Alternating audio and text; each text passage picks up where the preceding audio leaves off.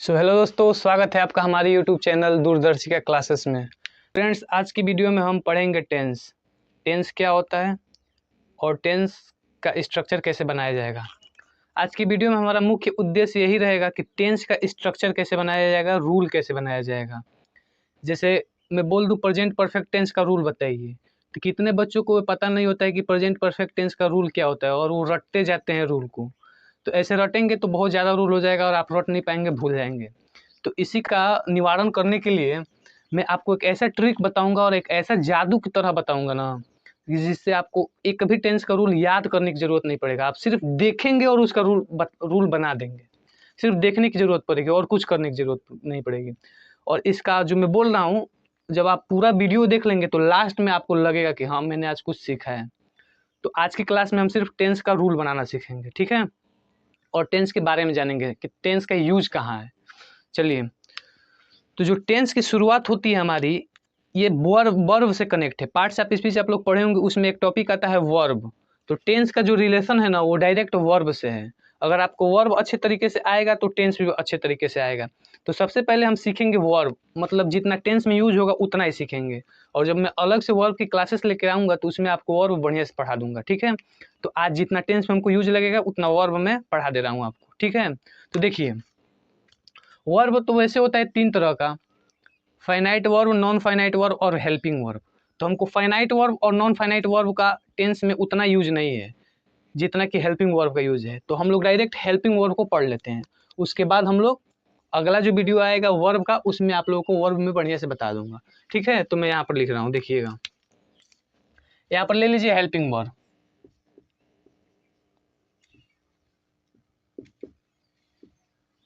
Helping verb, ठीक है। अब देखिए, हेल्पिंग वर्ब आपका होता है दो तरह का। हेल्पिंग वर्ब कितने तरह का होता है? दो तरह का। पहला होता है आपका मॉडल वर्ब,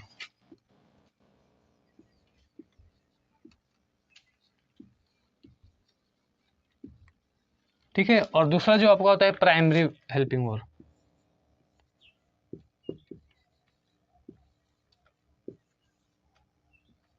एच भी लिख दे रहा हूँ, आप समझ लीजिएगा, ठीक है। यहाँ पर भी एच भी। अब देखिए, थोड़ा सा एक बार समझ लीजिए कि जो प्राइमरी हेल्पिंग वर्ब और मॉडल हेल्पिंग वर्ब में अंतर क्या होता है। जो प्राइमरी हेल्पिंग वर्ब होता है वो मेन वर्ब का भी काम कर सकता है और हेल्पिंग वर्ब का भी काम कर सकता है। लेकिन जो मॉडल हेल्पिंग वर्ब होता है वो सिर्फ हेल्पिंग वर्ब का ही काम करता है, वो मेन वर्ब का काम नहीं करता है, ठीक है। ये अंतर हो गया। अंतर भी जानना बहुत जरूरी है। अब देखिए, प्राइमरी हेल्पिंग वर्ब होते हैं तीन: डू, बी, हैव, ठीक है। और आपको पता है कि कोई भी वर्ब हो तो उसके 5 फॉर्म होते हैं। तो इन तीनों के भी 5-5 फॉर्म होंगे। तो डू का सेकेंड फॉर्म होगा डिड, थर्ड फॉर्म होगा डन, फोर्थ फॉर्म होगा डूइंग और फिफ्थ फॉर्म होगा डज। इसी प्रकार बी का होगा second form was ever, third form होगा बीन, फोर्थ फॉर्म होगा बेइंग,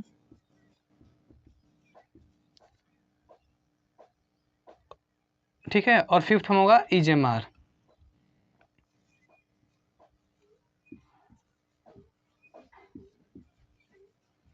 अब देखिए, इसी प्रकार हैव का भी आपका कितना फॉर्म होगा? 5 फॉर्म होगा, ठीक है।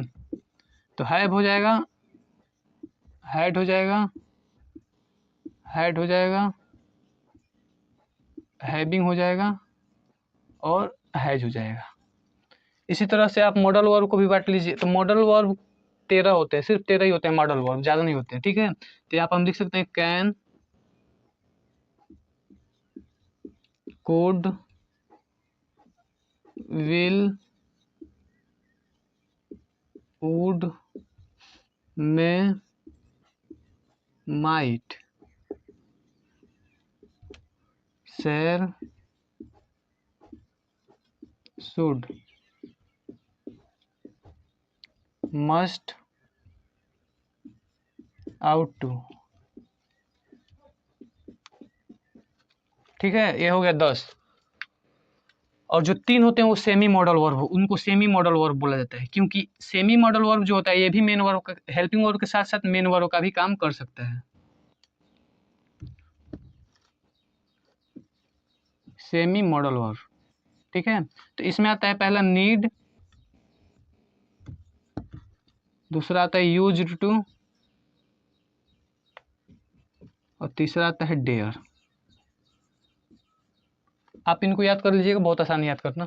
अब देखिए, हेल्पिंग वर्ब होते हैं दो तरीके से, प्राइमरी हेल्पिंग वर्ब और मॉडल हेल्पिंग वर्ब। इन दोनों में अंतर क्या है?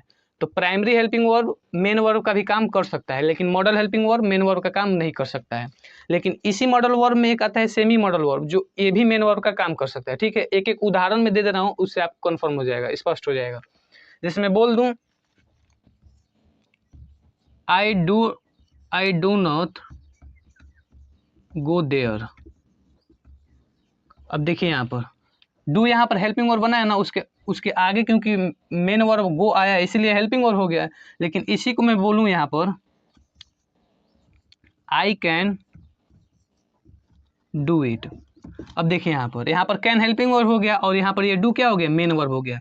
तो अब इससे यह पता चल रहा है कि जो प्राइमरी हेल्पिंग वर्ब होते हैं वो मेन वर्ब के साथ साथ हेल्पिंग वर्ब भी होते हैं, ठीक है। हेल्पिंग वर्ब का भी कार्य कर सकते हैं। यहाँ पर देखिए हेल्पिंग वर्ब है और यहाँ पर क्या है? मेन वर्ब है।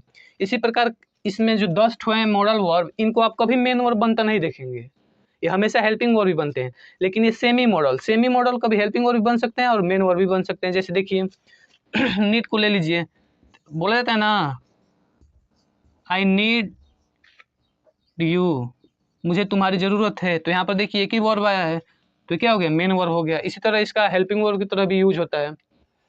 तो इतना आपको कंफर्म हो गया होगा, इन दोनों में अंतर आप लोगों को पता चल गया होगा कि ये क्या होता है? Primary helping verb main verb का भी काम करेगा और हेल्पिंग वर्ब का भी काम कर सकता है, और ये जो मॉडल हेल्पिंग वर्ब होता है वो सिर्फ हेल्पिंग वर्ब का काम करता है, ठीक है।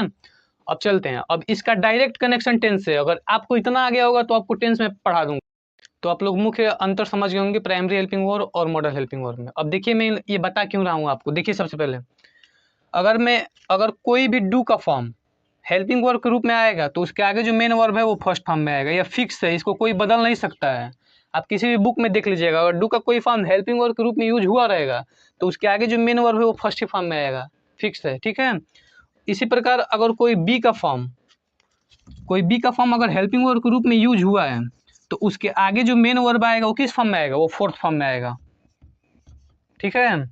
इसी प्रकार अगर हेल्पिंग वर्ब के रूप में हैव का कोई भी फॉर्म यूज हुआ है तो उसके आगे जो मेन वर्ब आएगा किस फॉर्म में आएगा? थर्ड फॉर्म में आएगा, ठीक है।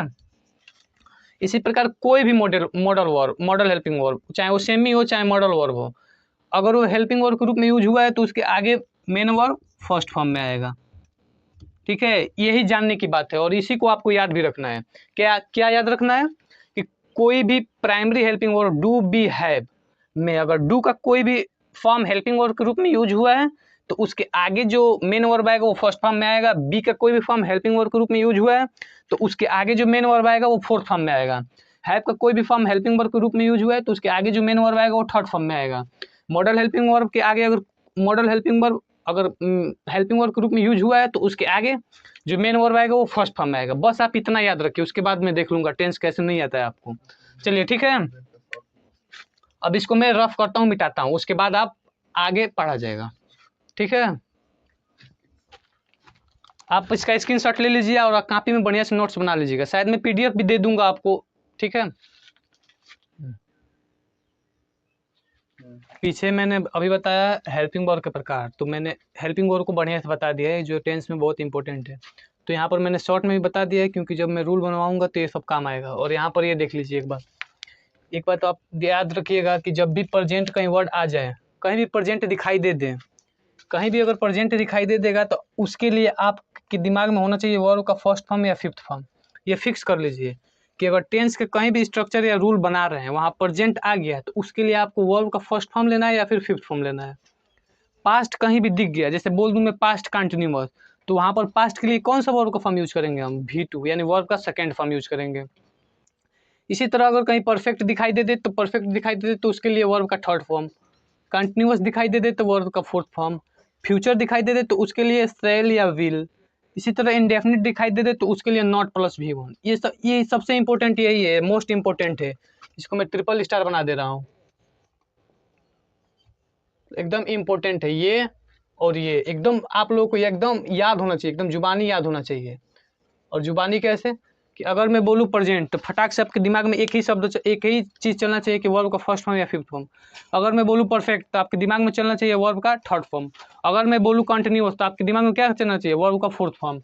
इसी तरह अगर कहीं भी डू का कोई भी फॉर्म हेल्पिंग वर्ब के रूप में यूज हुआ है तो आपके दिमाग में फटाक से आना चाहिए कि हाँ इसके आगे जो मेन वर्ब आएगा वो फर्स्ट फॉर्म में ही आएगा। अगर कहीं आप हैव का कोई भी फॉर्म हेल्पिंग वर्ब के रूप में देखते हैं तो आपके दिमाग में फटाक से चलना चाहिए कि आगे जो मेन वर्ब आएगा किस फॉर्म में आएगा, थर्ड फॉर्म में आएगा। ठीक है, तो ये इंपॉर्टेंट है, ये भी इंपॉर्टेंट है। ये दोनों को आप एकदम बढ़िया से देख लीजिए, एक बार स्क्रीनशॉट भी ले लीजिए। ठीक है, अब आगे बढ़ते हैं हम लोग टेंस की तरफ। तो अब देखिएगा टेंस पढ़ना अब हम शुरू करते हैं। टेंस पढ़ने के पहले हम लोग को टेंस के बारे में जानना पड़ेगा कि आखिर टेंस हम क्यों पढ़ते हैं। ठीक है, उसके बाद हम टेंस जानेंगे। तो देखिए इंग्लिश ग्रामर में या फिर इंग्लिश लिटरेचर में जो भी चीज़ लिखा रहता है वो सब टेंस के फॉर्म में यानी टेंस के रूप में ही लिखा रहता है। वो चाहे एक्टिव वॉइस हो, पैसिव वॉइस हो, नरेशन हो, कुछ भी हो उसमें टेंस जरूर होगा। यानी टेंस होने के लिए कुछ भी मतलब यानी कुछ भी पढ़ेंगे आप तो उसमें टेंस आएगा ही आएगा। तो टेंस का सबसे पहले इंपॉर्टेंस है क्या, मेक करेक्ट सेंटेंस। यानी आपको शुद्ध अगर सेंटेंस बनाना है तो आपको टेंस आना चाहिए।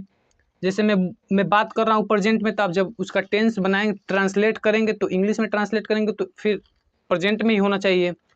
तो अगर आप टेंस पढ़ रहे हैं तो आप करेक्ट सेंटेंस को बना सकते हैं। दूसरा चीज़ ये होता है कि क्लियरिफाइंग द कन्वर्सेशन, यानी जो आपका बातचीत करने का इंग्लिश में ढंग है वो आपका सही हो जाएगा। अगर टेंस सही रहेगा तो आप इंग्लिश में कन्वर्सेशन भी बढ़िया से कर पाएंगे। तो हम टेंस इसीलिए पढ़ते हैं ताकि हम लोग बढ़िया से सेंटेंस बना सकें और अपने बात को दूसरे के सामने अच्छे से रख सकें। ठीक है, अब इतना समझ गए होंगे। अब देखिए, और उसके टाइम को क्या करता है, दिखाता है, उसी को टेंस बोलते हैं। ठीक है, अब देखिए इसका इंपॉर्टेंस मैंने बता ही दिया है।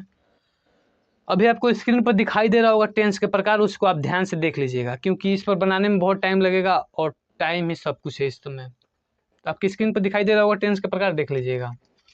अब डायरेक्ट हम लोग चलते हैं टेंस का स्ट्रक्चर कैसे बनाया जाएगा उस चीज़ पर। तो चलिए देखिए, अब हम साथ में प्रेजेंट इंडेफिनिट टेंस का, अफर्मेटिव सेंटेंस का भी स्ट्रक्चर बनाना सीखेंगे, निगेटिव का, सिंगल इंट्रोगेटिव और डबल इंट्रोगेटिव का भी। ठीक है, एक ही साथ सब हम सीख लेंगे, उसमें कोई दिक्कत नहीं होगा। देखिए, तो सबसे पहले अफर्मेटिव का देखा जाए। यहाँ पर लिखा है प्रेजेंट इंडेफिनिट टेंस। तो देखिए टेंस आपका हो जाएगा इसमें नाउन, और नाउन के पहले जो भी आता है वो सब एडजेक्टिव हो जाता है। देखिए इंडेफिनिट भी एडजेक्टिव है और प्रेजेंट भी एडजेक्टिव है। अब टेंस का रूल बनाना हम लोग शुरू कहाँ से करते हैं, तो नाउन को छोड़िए और एडजेक्टिव पर आइए। तो टेंस के तुरंत बाद कौन सा एडजेक्टिव है, इंडेफिनिट। तो यानी कि टेंस के तुरंत बाद जो रहेगा एडजेक्टिव उसी से हम लोग स्ट्रक्चर बनाना शुरू करेंगे। तो हम लोग सबसे पहले बना रहे हैं अफर्मेटिव सेंटेंस का। अफर्मेटिव सेंटेंस का हम लोग स्ट्रक्चर बना रहे हैं। देखिए इंडेफिनिट से शुरू करना है। अब एक बात याद रखिए यहाँ पर, प्रेजेंट इंडेफिनिट टेंस में और पास्ट इंडेफिनिट टेंस में, ठीक है, हम लोग इंडेफिनिट का यूज निगेटिव स्टेटमेंट जब रहेगा तब इंडेफिनिट के लिए हम लोग नॉट प्लस V1 लेंगे। जब इंडेफिनिट में नॉट निगेटिव रहेगा तब स्ट्रक्चर में, जैसे जब प्रेजेंट इंडेफिनिट टेंस का हम लोग निगेटिव का स्ट्रक्चर बनाएंगे तब उसमें हम नॉट प्लस V1 लेंगे। अफर्मेटिव में हम नॉट प्लस V1 नहीं लेंगे। ठीक है, किसमें, प्रेजेंट इंडेफिनिट और पास्ट इंडेफिनिट। ठीक है ना, फ्यूचर इंडेफिनिट में भी अभी उसको जब बनाएंगे तो क्लियर हो जाएगा आपको। देखिए लेकिन अभी याद रखिए कि जब प्रेजेंट इंडेफिनिट और पास्ट इंडेफिनिट का अफर्मेटिव स्ट्रक्चर बनाएंगे तो उसमें नॉट प्लस V1 इंडेफिनिट के लिए नहीं लेंगे। तो ये तो ऐसे ही कट गया। ठीक है, अब देखिए यहाँ पर बचा प्रेजेंट। तो प्रेजेंट के लिए हम लोग कौन सा वर्ब का फॉर्म देखते हैं, तो प्रेजेंट के लिए हम लोग देखते हैं वर्ब का फर्स्ट फॉर्म या फिफ्थ फॉर्म। ठीक है, तो यहाँ पर लगाइए वर्ब का फर्स्ट फॉर्म या फिफ्थ फॉर्म, वर्ब का फर्स्ट फॉर्म या फिर वर्ब का फिफ्थ फॉर्म। अब देखिए इधर कुछ नहीं बचा तो आप सब्जेक्ट लिख दीजिए। अब इधर भी कुछ नहीं बचा तो वर्ब के बाद आपको पता ही है कि ऑब्जेक्ट आता है, ऑब्जेक्ट लिख लीजिए। और ऑब्जेक्ट ऑब्जेक्ट के बाद क्या आता है, ऑब्जेक्ट के बाद आपके पास आता है एडवर्ब, उसी एडवर्ब को क्या लिखा जाता है, ईटीसी लिखा जाता है, ईटीसी लिख लीजिए। देखिए बन गया कितना आसानी से। तो अब कोई पूछेगा प्रेजेंट इंडेफिनिट टेंस का अफर्मेटिव का स्ट्रक्चर क्या होगा, तो सब्जेक्ट प्लस V1 या V5 plus object plus ETC. अब थोड़ा इस V1 या V5 को हम खोल कर देखते हैं आखिर है क्या ये V1 या V5। जैसे कोई भी वर्ब है तो उसके 5 फॉर्म होंगे, तो उसी 5 फॉर्म में के जो पहला फॉर्म उसका पहला फॉर्म होता है उसको V1 बोलते हैं। जो वर्ब के 5 फॉर्म होते हैं ना, उसमें से जो बेस फॉर्म होता है, जो आधार फॉर्म होता है, उसको V1 बोला जाता है। और जो 5वां फॉर्म होता है उसको हम लोग V5 बोलते हैं। और V5 कैसे बनता है, किसी भी वर्ब के बेस फॉर्म यानी पहले फॉर्म में यस या फिर ईएस जोड़ देंगे तो वर्ब का 5th फॉर्म बन जाएगा। ठीक है, तो देखिए वर्ब का, जैसे मैं प्ले बोलूँ तो ये वर्ब का फर्स्ट फॉर्म हो गया। जब इसमें हम ईएस जोड़ देंगे तो क्या हो जाएगा, प्ले हो जाएगा, ये वर्ब का 5th फॉर्म हो जाएगा। ऐसे गो देखिए, गो, तो गो क्या होता है, बेस फॉर्म होता है, गो फर्स्ट फॉर्म होता है। जब हम इसमें ईएस जोड़ देंगे तो ये क्या हो जाएगा, 5th फॉर्म हो जाएगा। तो V1 का मतलब वर्ब का बेस फॉर्म और V5 का मतलब जिसमें ईएस या फिर ईएस लगा हो। ठीक है, और वर्ब का फर्स्ट फॉर्म और 5th फॉर्म में आपको कोई कंफ्यूजन नहीं होगा। इसी को दूसरे तरीका में आप जब रटेंगे तो इसको कैसे रट के याद करते हैं कि subject plus verb plus s या ES plus object plus ETC. लेकिन वैसे याद करने की कोई जरूरत नहीं है, आप ऐसे डायरेक्ट याद रखिए। ठीक है, सब्जेक्ट प्लस V1 या V5 plus object plus etc. ठीक है, अब देखिए निगेटिव का, तो अब जब निगेटिव आ गया तो हम लोग इंडेफिनिट के लिए भी लेंगे, क्या लेंगे, नॉट प्लस V1। तो इंडेफिनिट से शुरू कीजिए आप, क्योंकि टेंस के तुरंत बाद जो एडजेक्टिव आता है उसी से शुरू किया जाता है। तो इंडेफिनिट के लिए हम लोग क्या लेंगे, नॉट प्लस V1। इसका काम हो गया, इसके जगह पर हमने नॉट प्लस V1 लिख दिए। अब इधर जब मेन वर्ब आ गया तो इधर ऑब्जेक्ट आएगा, ऑब्जेक्ट के बाद ईटीसी आता है, एक्स्ट्रा वर्ड आता है, एडवर्ब आता है। ठीक है, कुछ भी बोल सकते हैं। अब देखिए ये हो गया, अब बचा प्रेजेंट, प्रेजेंट बचा। तो अब आप देखिएगा यहाँ पर समझने वाला बात है।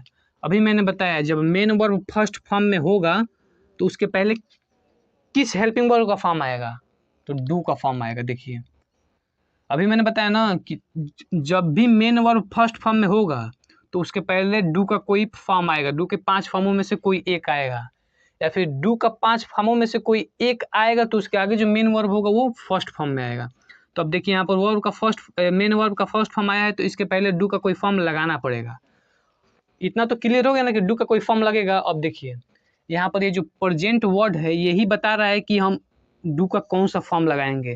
तो जब भी प्रेजेंट वर्ड आएगा तो हमको क्या दिमाग में रखना है, वर्ब का फर्स्ट फॉर्म या 5th फॉर्म। यानी यहाँ पर चाहिए डू का कोई फॉर्म और ये बता रहा है कि फर्स्ट फॉर्म या 5th फॉर्म। तो यानी हमको डू का फर्स्ट फॉर्म या फिर 5th फॉर्म लेना है। तो आपका हो जाएगा डू या फिर डज हो जाएगा। ठीक है, अब देखिए इधर कुछ नहीं बचा तो प्लस सब्जेक्ट कर दीजिए। सब्जेक्ट और ऑब्जेक्ट तो हर स्ट्रक्चर में रहता है। देखिए बन गया आपका निगेटिव का, समझ में आ रहा होगा आप लोगों को। इसी तरह सिंगल इंट्रोगेटिव, सिंगल इंट्रोगेटिव उनको बोला जाता है जिनका हेल्पिंग वर्ब पहले होता है। ठीक है, और डबल इंट्रोगेटिव उनको बोला जाता है जो क्वेश्चनिंग वर्ड से शुरू हुए रहते हैं। जैसे देखिए अगर आपको इसका सिंगल इंट्रोगेटिव का स्ट्रक्चर बनाना है तो आपको कुछ नहीं करना है, यहाँ पर बस डू या डज को बाहर निकाल दीजिए, प्लस सब्जेक्ट रख लीजिए और बाकी सब वैसे ही, not plus V1 plus object plus ETC. देखिए ये बन गया आपका सिंगल इंट्रोगेटिव। इसी तरह अगर डबल इंट्रोगेटिव को बनाना हो तो कोई मुश्किल नहीं है, बस यहाँ पर क्वेश्चनिंग वर्ड रहेगा, यहाँ पर बस QW लिख देना है, आप समझ लीजिएगा। ज़्यादा बड़ा हो जा रहा है तो फिर अटेगा नहीं। Questioning word plus helping word, बाकी सब वही रहेगा, बस क्वेश्चनिंग वर्ड आगे जोड़ लेना है। तो ये जगह डू या फिर does plus subject plus not. अगर क्वेश्चनिंग वर्ड अगर निगेटिव प्लस इंट्रोगेटिव है तो नॉट रहेगा, अगर निगेटिव प्लस इंट्रोगेटिव नहीं है तो नॉट को हटा देंगे। तो अभी हम निगेटिव प्लस इंट्रोगेटिव बना रहे हैं तो नॉट लगा लीजिए, not plus V1 plus object plus ETC. अब देखिए ध्यान से, यहाँ पर मैंने नॉट क्यों लगाया है, क्योंकि मैं इसको सिंगल इंटरोगेटिव के साथ साथ इसको निगेटिव भी बना रहा है, इसीलिए मैंने नोट लगाया है। आप नोट अगर सिर्फ सिंगल इंटरोगेटिव का बनाएंगे तो नोट यहाँ पर नहीं रहेगा, और मैंने लिख दिया है तो कोई दिक्कत नहीं है। ठीक है, आप समझ गए। इसी तरह हम पास्ट इंडेफिनिट का भी ट्राई करते हैं, देखते हैं कैसे बनता है। हमने प्रेजेंट इंडेफिनिट टेंस का बनाकर देखा है, बहुत आसान था। आप एक दो बार ट्राई करेंगे तो अपने आप से बनने लगेगा, और बस आप नाम देखेंगे और रूल बना देंगे। अब पास्ट इंडेफिनिट का हम लोग ट्राई करते हैं। जब हम लोग पास्ट इंडेफिनिट का अफर्मेटिव सेंटेंस का बनाएंगे तो इंडेफिनिट का मीनिंग नहीं लेंगे, यानी इंडेफिनिट के लिए जो हम लोग वर्ब का नॉट प्लस V1 लेते थे वो नहीं लेंगे। जब अफर्मेटिव को बनाएंगे तब तो यहाँ पर क्या बचा, पास्ट, और ये आपका टेंस हो जाएगा नाउन, और ये क्या हो जाएगा, एडजेक्टिव। तो हमको यानी टेंस के सबसे पहले वाले एडजेक्टिव के साथ शुरू करना है, तो इसका इंग्लिश तो हम इसका नॉट प्लस V1 नहीं लेंगे, तो बचेगा पास्ट। तो पास्ट के लिए हम कौन सा वर्ब का फॉर्म यूज करते हैं, तो V2 फॉर्म यूज करते हैं। बस यहाँ पर लगाइए V2। अब इधर कुछ बचा नहीं तो सब्जेक्ट लिख लीजिए, प्लस ऑब्जेक्ट हो जाएगा, प्लस TC हो जाएगा। देखिए बन गया आपका पास्ट इंडेफिनिट टेंस का structure, subject plus V2 plus object plus TC। कोई मुश्किल है, मुश्किल लग रहा है आप लोगों को? थोड़ा भी मुश्किल नहीं है। देखिए निगेटिव का बनाइए, तो जब हम निगेटिव का बनाएंगे तो इंडेफिनिट के लिए नॉट प्लस V1 लेंगे, निगेटिव में ही इंडेफिनिट के लिए नॉट प्लस V1 आता है। तो ये हो गया टेंस, इसके तुरंत बाद शुरू करना है इंडेफिनिट से, तो यहाँ पर लेंगे इसके लिए नॉट, इसके लिए क्या लेंगे, नॉट, इसके लेंगे हम लोग लेंगे नॉट प्लस V1। अब इधर ऑब्जेक्ट लिख दीजिए प्लस ETC लिख दीजिए। अब इधर बचा प्रेजेंट, अब देखिए ध्यान से, सॉरी पास्ट इधर बचा। यहाँ पर है वर्ब का फर्स्ट फॉर्म, जब मेन वर्ब फर्स्ट फॉर्म में आएगा तो उसके पहले कौन सा हेल्पिंग वर्ब आएगा, तो उसके पहले आएगा डू का कोई फॉर्म, और ये पास्ट बता रहा है कि डू का कौन सा फॉर्म आएगा, तो कौन सा फॉर्म आएगा, डू का पास्ट फॉर्म आएगा। तो डू का पास्ट फॉर्म मतलब V2 फॉर्म, और डू का V2 फॉर्म मतलब डिड, तो यहाँ पर क्या लगा देंगे, डिड। हो गया। अब इधर कुछ नहीं बचा तो सब्जेक्ट लिख दीजिए। देखिए ये भी बन गया, निगेटिव का भी बन गया। क्या बना, subject plus did plus not plus V1 plus object plus ETC बन गया। देखिए थोड़ा भी मुश्किल है, थोड़ा भी आप लोग एकदम आसान लग रहा होगा, शुरू से वीडियो देख रहे होंगे तो एकदम आसान लग रहा होगा। इसी तरह सिंगल इंटरोगेटिव का, तो सिंगल इंटरोगेटिव में क्या करना है, बस हेल्पिंग वर्ब को बाहर निकाल देना है। तो आपको हो जाएगा डिड प्लस सब्जेक्ट प्लस, अगर सिंगल इंटरोगेटिव प्लस निगेटिव तो नॉट लगाइए, नहीं है तो वर्ब का फर्स्ट फॉर्म लिख दीजिए, प्लस ऑब्जेक्ट लिख दीजिए, प्लस ETC लिख दीजिए।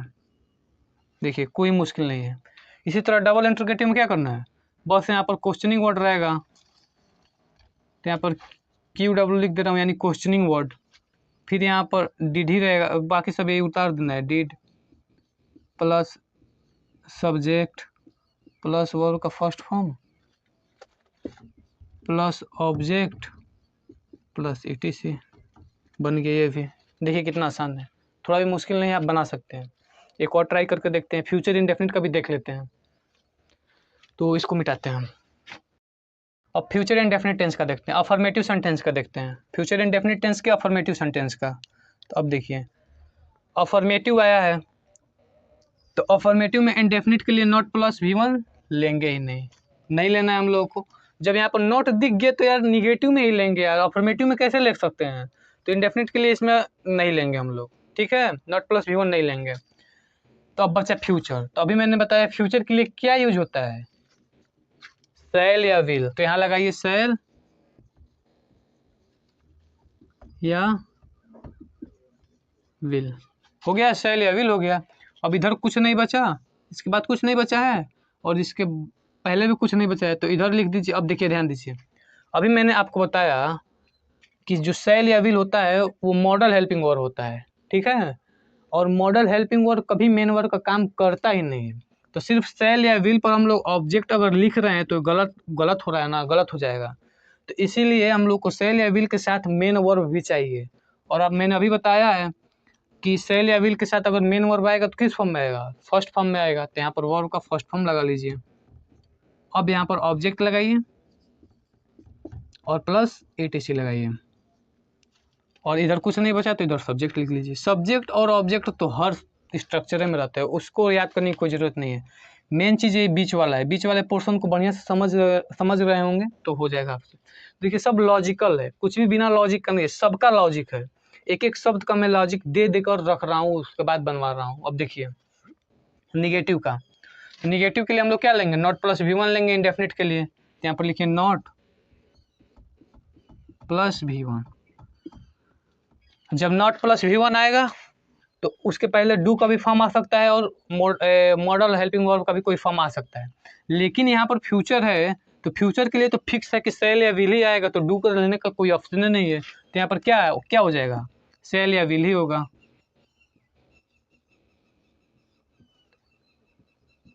सेल या विल हो गया। अब इधर कुछ नहीं बचा तो सब्जेक्ट ले लेंगे, और इधर कुछ नहीं बचा तो ऑब्जेक्ट प्लस एक्सेट्रा ले लेंगे, एटीसी यानी एसटीसी ले लेंगे। ठीक है, अब देखिए ये बन गया निगेटिव का।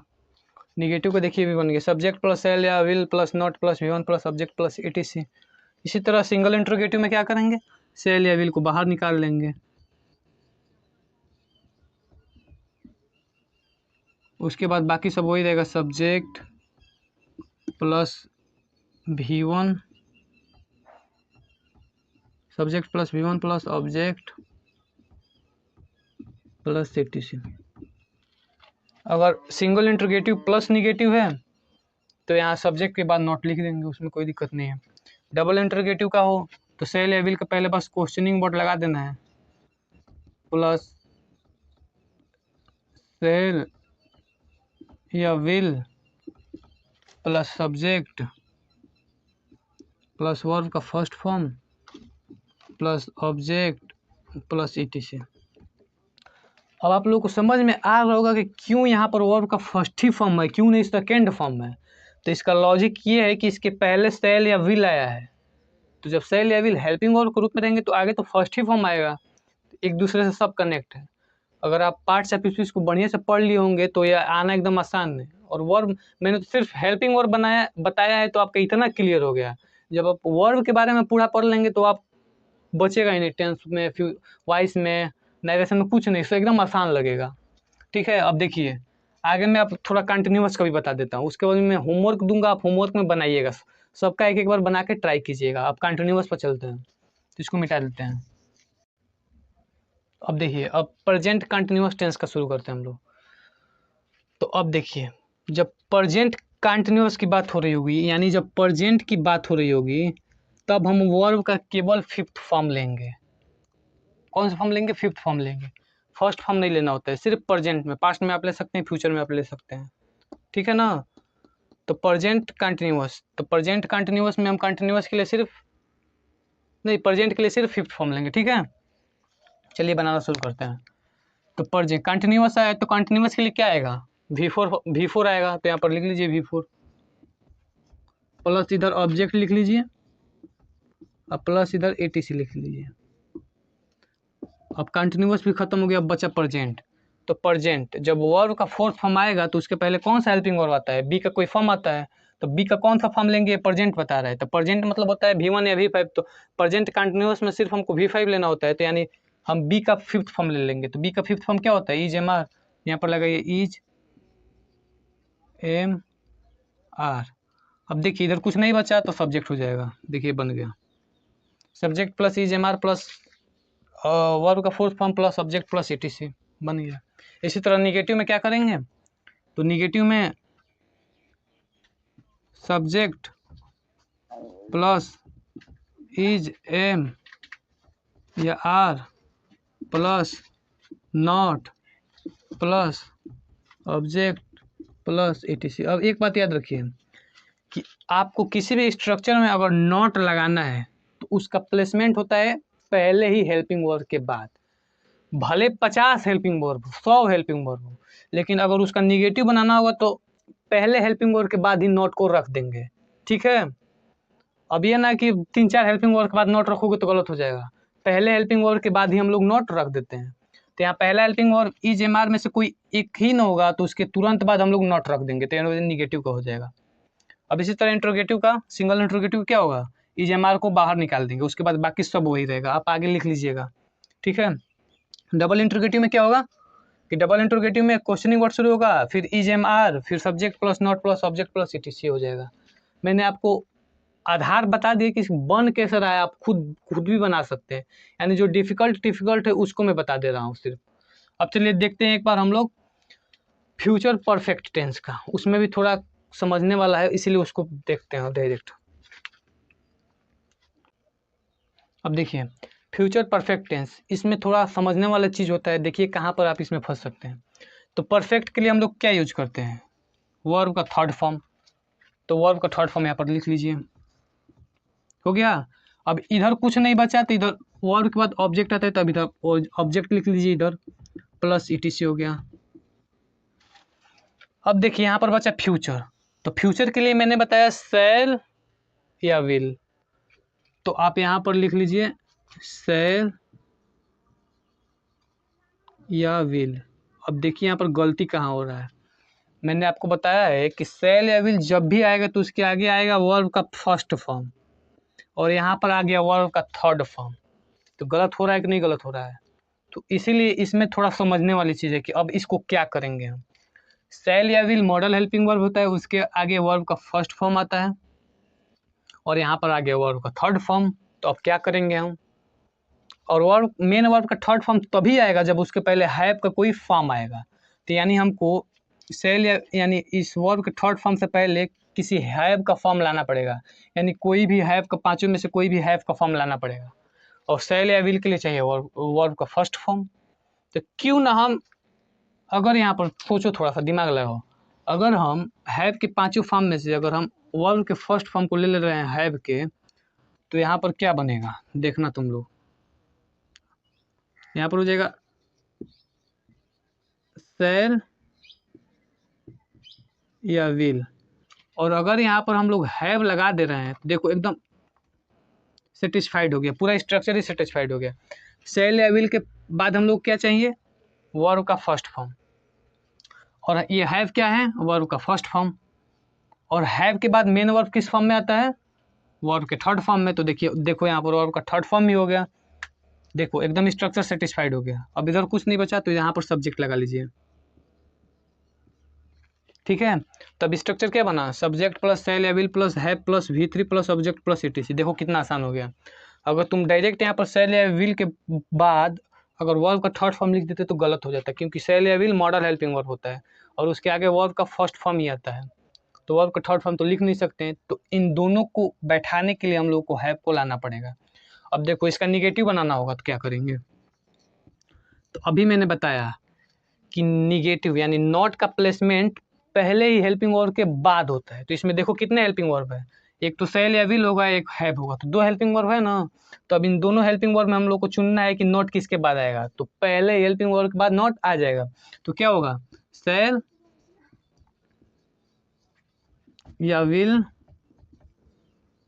प्लस नॉट, और उसके बाद प्लस हैव लगाएंगे, उसके बाद प्लस वर्ब का थर्ड फॉर्म लगाएंगे, प्लस ऑब्जेक्ट लगाएंगे, प्लस ईटीसी लगाएंगे। देखो बन गया। और अगर इसी नोट को तुम लोग हैव के बाद लिखते तो गलत हो जाता, ठीक है। तो यह याद रखना कि जब भी नोट लगाना होगा तो पहले ही हेल्पिंग वर्ब के बाद नोट लग जाएगा। अब इसका सिंगल इंटरोगेटिव बनाना हो तो क्या करेंगे, शैल या विल को बाहर लेते आएंगे, तो बनेगा शैल या will plus subject plus have plus verb का third form plus object plus ETC. Double interrogative में क्या करेंगे, क्वेश्चनिंग वर्ड, उसके बाद शैल या विल, उसके बाद सब्जेक्ट, उसके बाद नॉट प्लस V1, मतलब जो भी है उसके आगे हो जाएगा, ठीक है।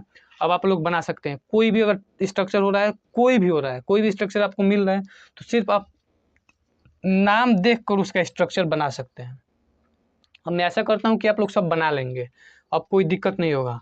अगर किसी टेंस का रूल बनाने में दिक्कत हो रहा है तो आप लोग कमेंट में लिख कर भेजिएगा, मैं उसको फिर एक्सप्लेन करके वीडियो बनाकर तब मैं आपको बताऊँगा, ठीक है। वैसे लिख कर भी बता दूंगा लेकिन उसको स्पेशल वीडियो बनाकर बताऊँगा। अगर किसी भी टेंस के स्ट्रक्चर में आपको फंस रहे हैं तो आप लोग कमेंट कीजिएगा, बनाने के लिए मैं उसमें बना लूँगा। और आज के लिए बस इतना ही, और जितना मैं आज बता दिया हूँ उतना आप लोग सिर्फ तैयार कर लीजिए, आपको टेंस का स्ट्रक्चर बनाने में थोड़ा भी दिक्कत नहीं होगा। और जब मैं अलग से लेक्चर लेकर आऊँगा जिसमें एक एक टेंस को बताऊँगा, तब उसमें हम present indefinite tense, past indefinite tense को एक एक करके पढ़ेंगे कि प्रेजेंट इंडेफिनिट टेंस क्या होता है, पास्ट इंडेफिनिट टेंस क्या होता है, इसका यूज कैसे करते हैं, प्रेजेंट इंडेफिनिट टेंस में हम किन किन वाक्यों को रख सकते हैं, अगर प्रेजेंट इंडेफिनिट टेंस लिखा है तो क्या क्या एक्सप्रेस कर सकता है, इन सब चीज़ों को एक एक करके हम देखेंगे। लेकिन ये सब करने के लिए आपको सबसे पहले चैनल को सब्सक्राइब करना पड़ेगा और वीडियो को लाइक करना पड़ेगा, क्योंकि हम लोग इतना मेहनत कर रहे हैं और आपको सिर्फ एक लाइक करना है। आपके एक लाइक से हम लोग को बहुत मोटिवेशन मिलता है और भी आपको बहुत अच्छे तरीके से पढ़ाने का कोशिश करेंगे। ठीक है, तो सबसे पहले अगर आप चैनल को सब्सक्राइब नहीं किए तो चैनल को सब्सक्राइब करके बेल आइकन को दबा लीजिए, ताकि कोई भी नोटिफिकेशन हो तो फटाक से आपके तक पहुंच जाए। वीडियो अच्छा लगा हो तब, अगर ख़राब लगा हो तो आप जैसा अच्छा लगे वैसा कीजिए, लेकिन अगर थोड़ा भी अच्छा लगा हो तो चैनल को प्लीज़ सब्सक्राइब कर लीजिए। बहुत मेहनत कर रहे हैं हम लोग इसके लिए। ठीक है, धन्यवाद।